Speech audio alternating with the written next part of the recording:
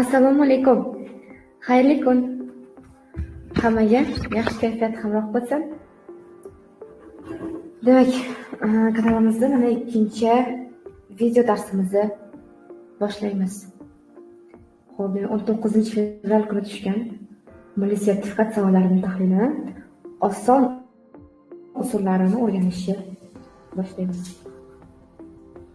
Xo'p, birinchi misol. Natural A va B sonlari uchun yig'indisi 1/1 ga tenglik bajarilsa, AB-1 ayirmaning eng katta qiymatini toping. Xo'p. Buni ko'pchilik biladigan usulidan ketmayman. Ko'pchilik biladigan usul bu hosil olib yoki bo'lmasam hosillardan ketsa agar A bilan B teng bo'lishi kerak, to'g'rimi?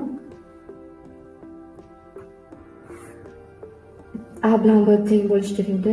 Ana shunaqasiga ko'pchilikning bu ishlaydigan usul. Xo'p, qarang. Bu usuldan ketsa ham bo'ladi. A ham B ham natural son bo'lsa, yig'indisi 111 bo'lsa, ikkalasining ko'paytmasi maksimalga erishishi uchun ular bir-biriga eng yaqin bo'lishi kerak. Teng bo'lishi kerak. Ya'ni bo'lmasam, bittasiga agar 56 beradigan bo'lsangiz, bittasiga 55 berishingiz kerak. Ana shundagina ularning maksimal qiymatiga erishadi ko'paytma. Demak, bunaqasiga esa A B minus 1imiz teng 56 bilan 55 ning ko'paytmasi minus 1. Demak, 55 kvadrati plus yana bitta 55 bo'lsa, bu 3000 demak 80 3079 chiqadi buning javobi. Mana chiqdi. Bu birinchi usul. Agar bu fikr har doim ham sizga kelmasa, ikkinchi usul bor, aniq ishlaydigan usul.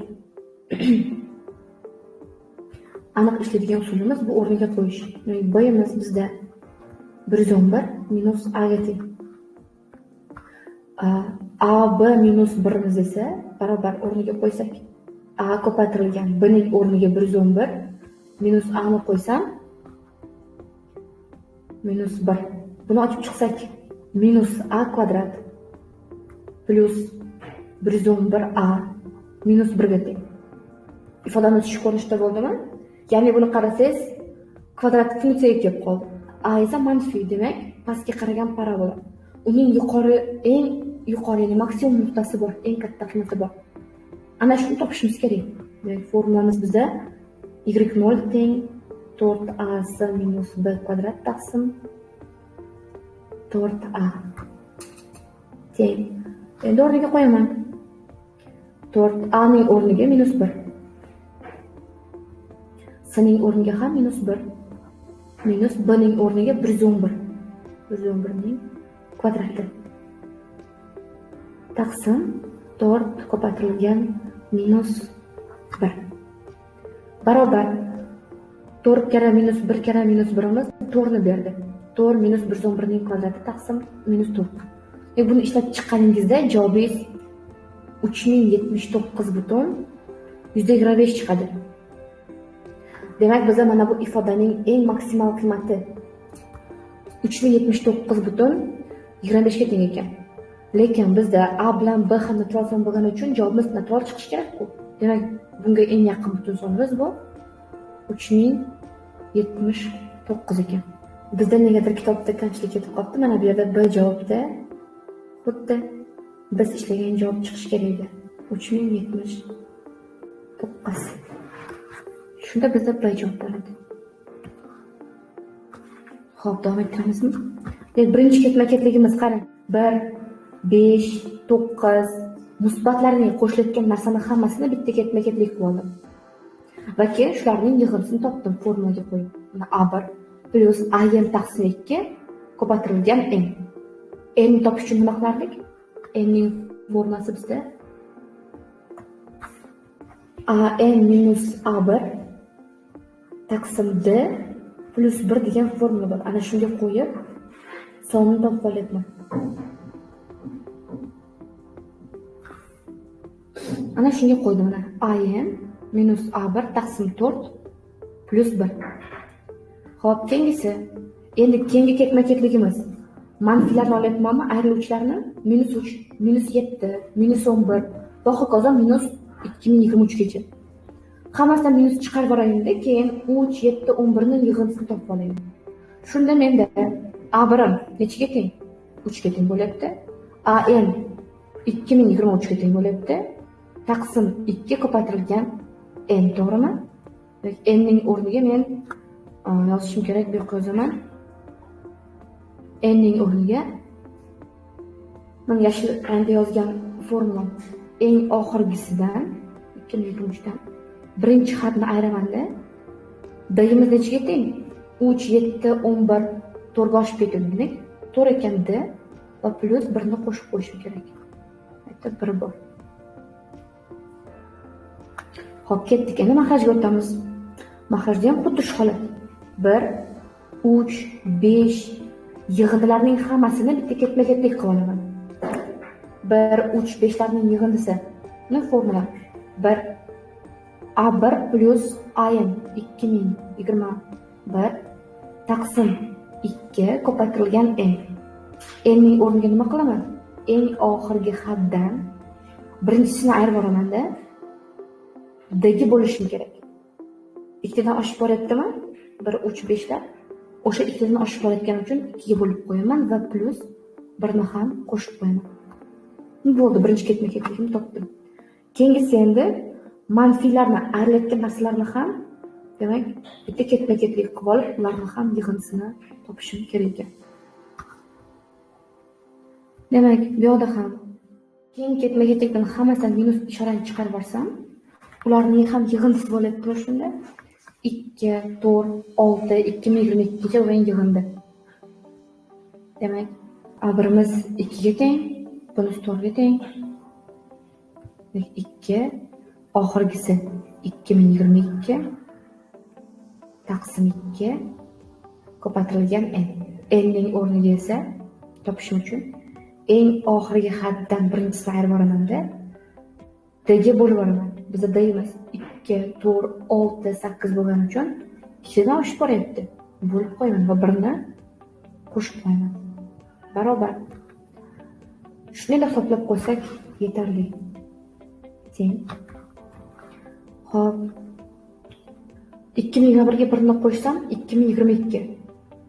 2 ga bo'lsam 1011 ko'paytirilgan. Keyingi qolsin. 2021 dan 1 ni ayirdim 2020. 4 ga bo'lsam 2020 ni 505. 505 ga 1 ni qo'shsam 506 bo'ldi. Minus keyingisi 3 plus 2023 imiz 2026 ni beryapti. 2 ga bo'lsam 1013 ko'paytirilgan. Mana bu qavsimiz. 2023 dan 3 ni ayryapmiz. 2020 4 ga bo'lsam 505, 1 ni qo'shsam yana 506 ekan. Taqsim keyingisi 2021 ga 1 ni qo'shib 2 ga bo'lsam 1011 chiqdi boya. 1011 2021 minus 1 2020 2 ga bo'lsam 1010 1 ni qo'shib qo'ysam 1011 minus yangi qilsam 2022 plus 2 2024 2 ga bo'lsam 1012 ko'paytirilgan. Keyingisi 2022 minus 2 2020 2 ga bo'lsam 1010 qo'shsam 1 ni qo'shsam 1011 hosil bo'ldi. Barobar. Men suratda 506 larni umumiy ko'paytiruvchi sifatida qasm tashqariga chiqarib oldim. Demak, ichida 1011 minus 1013 qoldi. Mahrajda esa 1011 umumiy 1011 minus 1012 qoldi. Barobar. Men 1011 dan 1013 ni ayrsam minus 2 bo'ldi bu. Bu esa minus 1. Minuslar qisqarib ketdi. Demak, suratda demak 506 kare 2 1012, mahrajda esa 1011 ning o'zi qoldi. Demak, tushunarli, javobimiz shunda D javob bo'ldi. 3 savol. ishga doir masalalar. Men birinchi darsimizda ham buning bir qismini aytib ketdim. Bizda doim oladigan narsamiz ishni bir deb olish. Bir butun ishni siz aytaylik T vaqtda bajaryapsiz V tezlik bilan.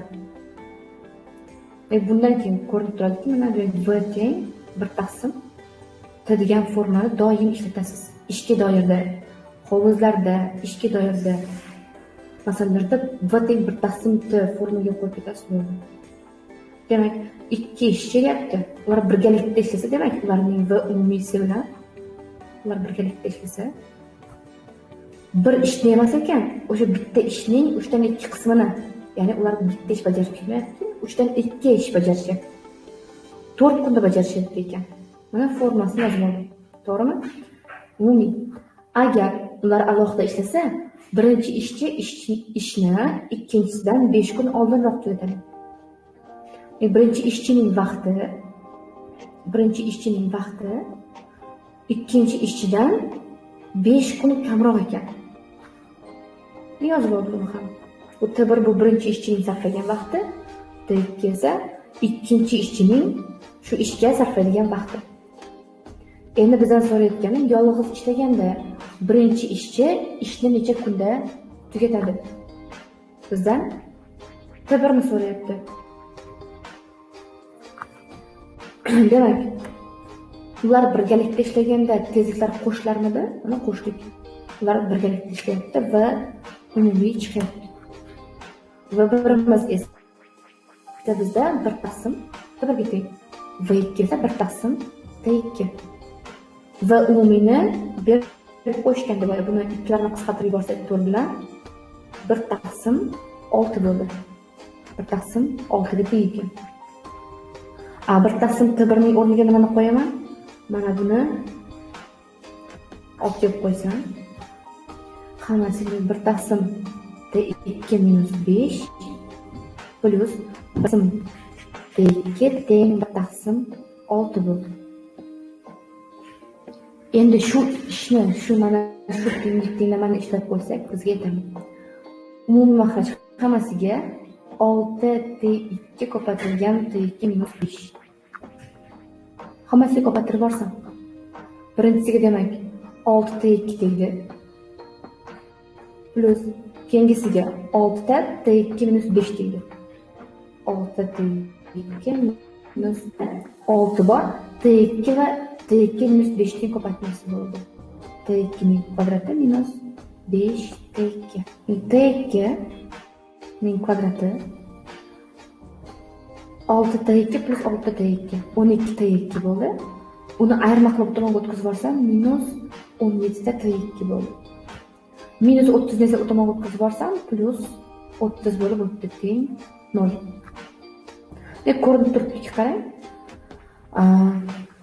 Ko'paytmasi 30 ga, yig'indisi 17 ga teng bo'lgan sonlar 2 va 5, 2 va 15 mi? T2 15 yoki bo'lmasam T2 teng 15 chiqishi mumkin ekan. Agar T2 2 ga teng bo'lib qolgan holatda T1imiz T2 - 5 midi? 2 dan 5 chiqarsak minus shu qoladi. Minus 3 degan vaqtimiz yo'q. Bu narsa demak bizda bo'sh to'plangan chekka ildiz ekan. Bundan T2 teng 15 ga kelib chiqdi. T1 ni so'rayotgan bo'lsa, demak o'rniga qo'yamiz. T2 - 5 15 - 5 teng 10 ekan javobimiz. Demak, birinchi ishchining o'zi 10 kunda tugatib qo'yar ekan.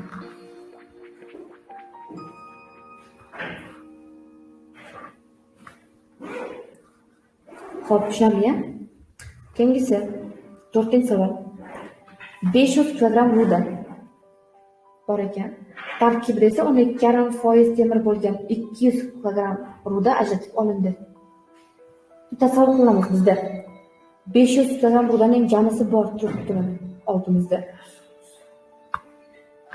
Va undan ajratib olingan ekan 200 kilogramm. 200 kilogramm rudaning tarkibida esa 12,5% temir bor ekan. Demak, buni ko'paytirib 100 ga bo'lib borsam, o'shaning qismi kelib chiqadimi? Demak, bu qisqarib ketsa 2 kere 12 kere 25 kilogramm ekan. Demak, 200 kilogrammlik rudani tarkibida 25 kilogramm temiri bor ekan. Aytyapti, endi qolgan rudada temir ulushi dastlabkidan 20% ortiq bo'ldi. Qolgan rudamiz qancha? 300 kilogramm, to'g'rimi? 300 kilogramm. Dastlabki deganimiz mana bu 500 kilogramm rudada qancha bor edi tarkibida temirimiz? Noma'lum x bor edi. Aytyaptiki, shu 300 ning tarkibida dastlabkisiga qaraganda 20% ko'proq temir bor ekan. Mana bunday yozishimiz mumkinmi? Bor ekan. Va shunga 25 ni ham qo'shsam, ya'ni ikkinchi qismimizdagi temirlar miqdorini ham qo'shsam, jami rudadagi temirlarning miqdori kelib chiqadi.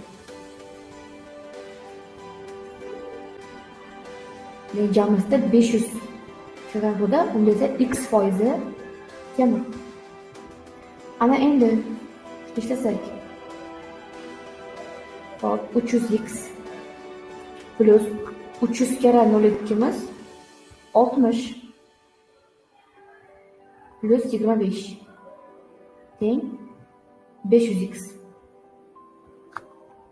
500x'dan 300x'ni ayirib yuborsam 200x bo'ldi, teng 85. Demak, x ning miqdori bu bizda chiqdi mana.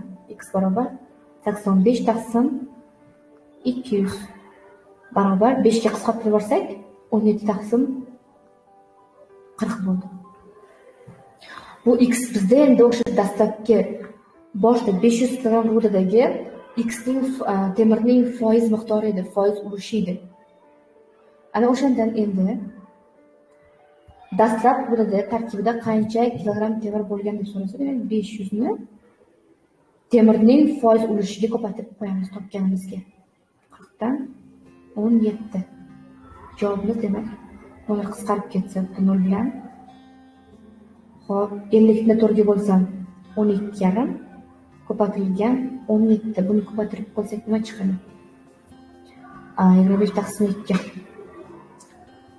Bu 212 taqsim 212,5 kilogramm chiqadi. Ne javobimiz A javob ekan.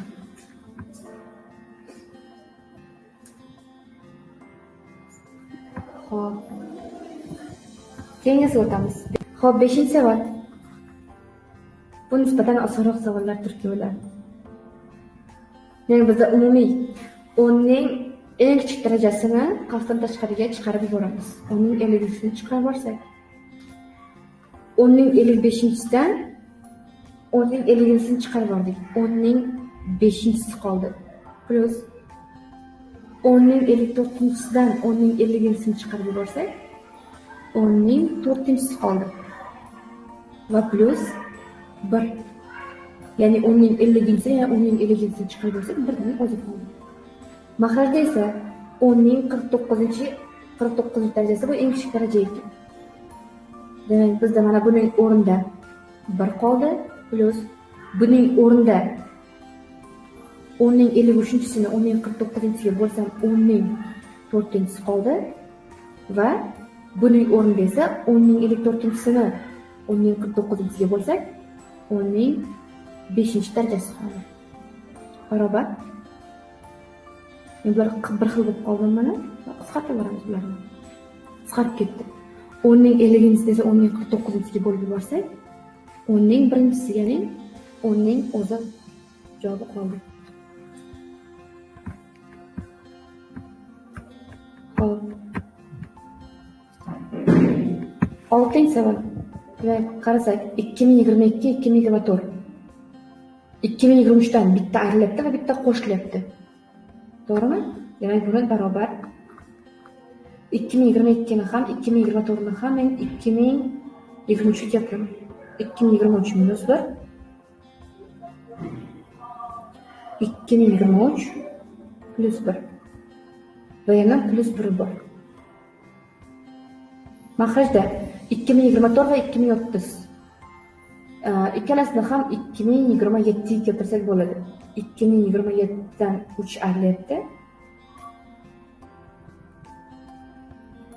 Va 2030 hosil qilish uchun 2027 ga 3 qo'shilyapti. Plus 9. Ko'paytirilgan. 2026 va 2028da 2027 minus 1, 2027 plus 1 qilib yozib olaman. Va yana plus 1 bor. Taqsim 2020 va 2026 esa o'rtasida 2023 mi? 2023 minus 3, 2023 plus 3 ga keltiraman. 3 plus 3 va plus 9 bor. Minus 1 ham bor va ildizni yopish kerak.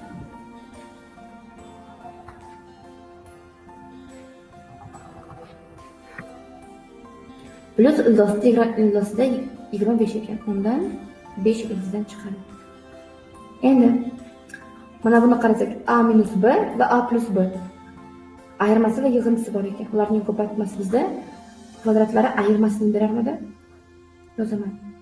2023 ning kvadrati minus 1 plus 1 taqsim 2027 ning kvadrati minus 9 va plus 9. 2000 keyingi kasrimiz endi. Ya'ni ayirma va yig'indi bo'lyapti. Ko'paytmasi esa yana kvadratlar ayirmasini beradi. 2027 ning kvadrati minus 1 plus 1 bor. Mahrajda ham xuddi shunday.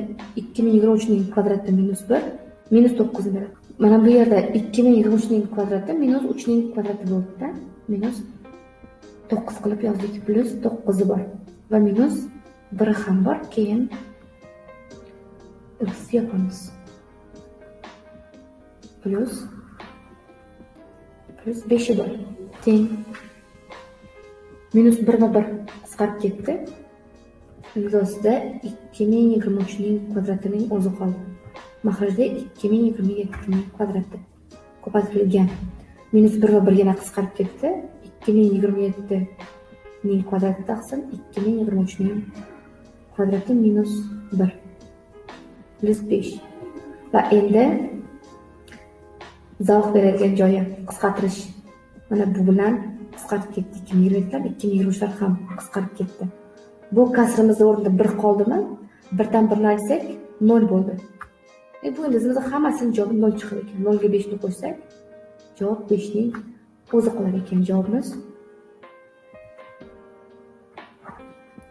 D javob bo'ldi. Xo'p, 7-savol. 7-savolda demak a kichkina demak a kubdan a kub kichkina a kvadratdan ekan. Qachon shunaqa bo'lishi mumkin? Demak bizda darajasi a ni darajaga oshirsak o'zidan katta son hosil bo'lyapti, lekin kvadratga oshirsak bundan ham katta son hosil bo'lyapti. Demak a'imiz kasr son ekanligi aniqmi? Kasr son va darajasi o'zidan katta bo'lgani uchun demak u manfiy son ekan. Manfiy kasr son. Demak bu a'imiz minus 1 dan 0 gacha oralikda ekan. Bironta son tanlaylik, misol uchun minus 1 taqsim 2. Haqiqatan shu shartni qanoatlantiradimi yo'qmi? Minus 1 taqsim 2 katta. Minus 1 taqsim 2 ning kubi nima? Minus 1 taqsim 8. A kvadratga esa 1 taqsim 4. Haqiqatan ham qanoatlantiryaptimi? Qanoatlantiryapti. Minus 1 taqsim 2 dan minus 1 taqsim 8 katta. Undan esa 1 taqsim 4 katta. Demak haqiqatan ham a'imiz qiymati minus 1 0 oralig'ida ekan. Xo'p, tengisi buni topdik. B kub kichkina b dan b kichkina b kvadratdan ekan. Xo'p, buni nima qilamiz endi? B aniq bilamiz manfiy ekan. Chunki uning juft darajasi mana katta bo'libdi, musbatga aylanyapti. O'zidan katta, lekin b kub esa hammasidan kichkina bo'lib ketyapti. Demak, b'imiz aniq manfiy va minus 1 dan ham kichik. B ga ixtiyoriy son berdik. Misol uchun minus 1 dan kichik bo'lgan son minus 2 va minus 3 ni berib ko'rsak, shartda qanoatlantiradi. -3 ning kubi -27, kichkina -3 dan haqiqatdan ham va kichkina -3 ning kvadrati 9. Qanoatlantirdimi? Qanoatlantirdi. Demak, b-imiz oralig'i bu minus cheksizlikdan -1gacha ekan. -1dan kichikroq ekan. Xo'p, keyingisi esa s javobimiz. Demak, s ning kubi kichkina s kvadratdan kichkina s dan. Sayimiz s kvadratdan katta bo'lyapti. Demak, sayimiz musbat. S musbat. Va darajasi kattalashgan bilan u o'zi kichiklashib ketyaptimi qiymati? Demak, u kasr son ekan. Kasr son va musbat bo'lsa, demak sayimiz 0 dan 1 gacha oralig'ida ekan. Javobimiz shuning o'zi bo'ldi. Xo'p, tushunarli. Xo'p, bunga qiymat berib ko'ramizmi? Demak, sayimiz bu 1/4 ga teng bo'lsin, shu oralig'da. S kub 1/4 ning kubi 64. Kichkina bo'ladi haqiqatan ham 1/4 ning kvadrati 1/16. Bu ham kichkina 1/4. Shart bajarilyapti. Mana qiymatlarni hammasini topib oldik. Mana a -1 dan 0 gacha, b minus cheksizlikdan -1 gacha va s 0 dan 1 gacha.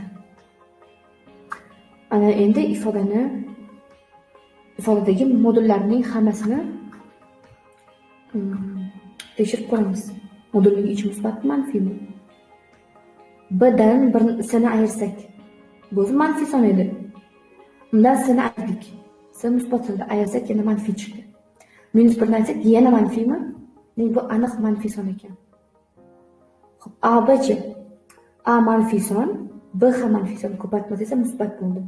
Bu modulimiz uchun musbat ekan. Bu ifodamiz barobar. Oldiga minus qo'yib ochdikmi? Demak, A, B ko'paytirilgan demak. Buni oldiga minus qo'ydik, mana bu yerga minus qo'ydikda, o'zini ham yozib oldik. Taqsim AB. AB'imiz musbat edi-ku, shuning uchun oldiga hech qanday ishora qo'ymasdan modulni o'zini tashlab yubordim. Keyingi modulimiz A plus S plus 1. A'imiz -1 dan 0 gacha, S'imiz 0 dan 1 gacha. Qo'shsak va unga yana 1 ni ham qo'shsak. A'ga S'ni qo'shsak, bu qanaqadir musbat yoki manfiy, lekin -1 dan 1 gacha bo'lgan son chiqadi. Unga yana 1 ni qo'shsak esa u aniq musbatga aylanadi degan son. -1 dan 1 gacha bo'lgan sonimizga 1 ni qo'shsak 0 dan 2 gacha bo'ldimi bu narsa? Bu ham musbat ekan. Mana bu modulimiz uchun musbat ekan, aniq. B sayimizchi? B manfiy, -1 dan kichkinlari. S musbat. Ko'paytmasi esa yana manfiy chiqar ekan. Mana bu modulimiz ham manfiy ekan. Endi och yozmasam. BS modulimiz uchun musbat. Shuning uchun modulni shunchaki o'zini tashlab yuboraman. Taqsim. Bu modulimiz manfiy bo'lgani uchun oldiga minus qo'yib, keyin modul tashlab yuboraman. Plus keyingisi A plus B plus 1. A plus 1 ga qani -1 dan 0 gacha bo'lgan oraliqqa 1 ni qo'shsak, nima hosil bo'ladi? 0 dan 1 gacha bo'lgan son hosil bo'ladi. Bunga endi b ning qiymatini qo'shib yuborsam, mana buni qo'shib yuborsam, minus cheksizlikdan 0 gacha bo'lgan son chiqadimi? Nima uchun? Chunki buning maksimum qiymatiga, buning maksimum qiymati ayrilsa, ya'ni qo'shilsa, 1 ga -1 ni qo'shsak 0 chiqyapti. Buning maksimum qiymati ham 0 ekan. Qolgan esa undan kichik. Manfiy sonlar ekan bu narsa. Mana bu modulimizni qiymati manfiy ekan. A-chi? A'imiz manfiy son, S'imiz esa musbat son, ko'paytmasi yana manfiy bo'ldi. Demak, moduldan manfiy qo'yib ochamiz. Plus AC ko'paytirilgan. Manfiyni oldiga minus qo'yib keyin ochishim kerak ya. Mana bu manfiy bo'ldi. Manfiy.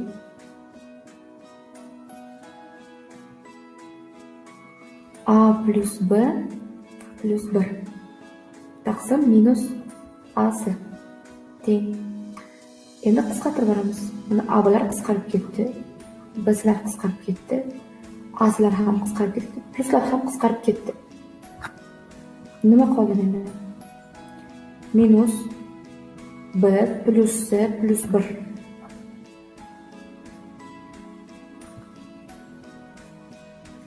Plus keyingisi yana minusi bormi? Minus ishora bor, shuning uchun bu ham minusga aylandi. Minus a minus c minus 1.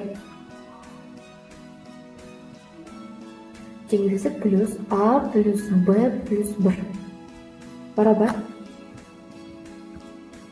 minus b ga bni qo'shsam qisqarib ketdi. C minus c'miz ham qisqarib ketdi. Minus a plus a ham qisqarib ketdi. Birga birni ayirsam 0, birni qo'shsam yana javobimiz 1 chiqdi. Javobimiz a ekan. Xo'p, 8-savol. Arifmetik progressiyada A5 va AN-4 xadimiz yig'indisi 24 ga teng ekan. Sn n berilgan ekan. Endi toping. Xo'p, men A5 ni yuborsam, A5 nimaga teng edi? Formula bo'yicha ochsam, A1 plus 4D ga teng. Xuddi shu formula bilan A-4 ni ham ochib olsam, A1 plus bundan bitta kam D bo'larmidi? N-5D ekan. O'zi N-4 edi, undan birni ayirib yubordim. N-5 hosil bo'ldi. Endi ikkalasini qo'shsam, A1 plus 4D plus A1 plus N-5D deymiz barobar 24 ga teng ekan. Mana o'rniga qo'yib yozib oldim hammasini. A5 ni o'rniga buni qo'ydim, A-4 ni o'rniga esa mana buni qo'ydim. Yig'indisi esa 24 ni beradi. Qo'ysak 2A1 plus 4D plus N-D minus 5D. 2A1 plus N-D minus mana bularchi minus D ga teng bo'ldimi? D ni chiqarib olsam N minus 1 D hosil bo'ldi. Teng 24. Operator tushunishdi. Sn ni formulasini yozaman. Biz bilgan formula bu A1 plus AN taqsim 2 ko'paytirilgan N. AN ni ham formulasi bo'yicha ochib olsam, A1 plus N minus 1 D ga teng bo'ldimi? Ochib oldim. Taqsim 2 ko'paytirilgan N teng 2A1 plus N minus 1 D taqsim 2 ko'paytirilgan N hosil bo'ldi. Endi buning qiymati bizda bor-ku, topib qo'ygandik boya. 2A1 plus N minus 1 D ni 24 ga tengmidi? O'rniga qo'yaman. 24 taqsim 2 ko'paytirilgan N imiz Sn ni beramidi? Mana 96 ni qiymatini qo'yaman. Demak 2 bilan bu qisqarib ketsa 12. 12n teng 96. Bundan esa n teng 8 chiqdi. Javobimiz D javob ekan. 9-savol. Birinchi xati 5 dan katta bo'lgan. Birinchi xatimiz 5 dan katta ekan.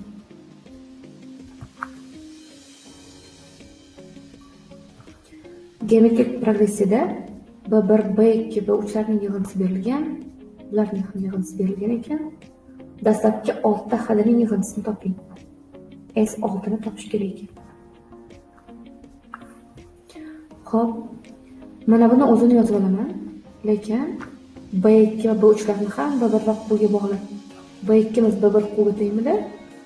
B3 esa B1 Q kvadratga teng edi. B3 miz yana B1 Q kvadratga teng. B4 miz B1 Qning kubiga teng edi. B5 esa B1 Qning 4-siga teng ekan. Endi xuddi shuni yozib olsam. B1 plus B1 Q plus B1 Q kvadrat teng 21 ga. Buni yozib olsam. B1 Q kvadrat plus B1 Q kub plus B1 Q 4 esa teng 84 ga. Mana bu yerda umumiy ko'paytuvchimiz b1. b1 chiqartirib oldim. 1 nima qoldi qavs ichida? 1 plus q kvadrat teng 21. Pastdagi tenglikda esa umumiy ko'paytuvchimiz b1 qning kvadrati. Yana ichida qoldi 1 plus q kvadrat qoldi barobar 84.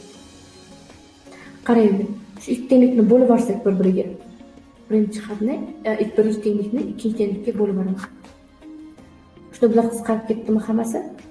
b1lar ham qisqarib ketdi. 1 taqsim qning kvadrati teng 21 taqsim 84 ga, ya'ni 1 taqsim 4 ga teng bo'ldi. Bundan q teng plus minus 2 teng bo'ldi mana. Qo'yimizda mana ikkita yechim chiqdi. Ikkita javob chiqdi. Xo'p, agar endi q teng 2 bo'lganda mana bu tenglikka olib kelib qo'yaylik men quvnida, keyin b1 topishim kerak. b1 topsam shu yerda b1 ko'paytirilgan 1 plus qning kvadrati 4 ga tengmi? Teng 21. Qo'shsak 7 bo'ldi. 21 7 ga bo'lsam 3 chiqdi.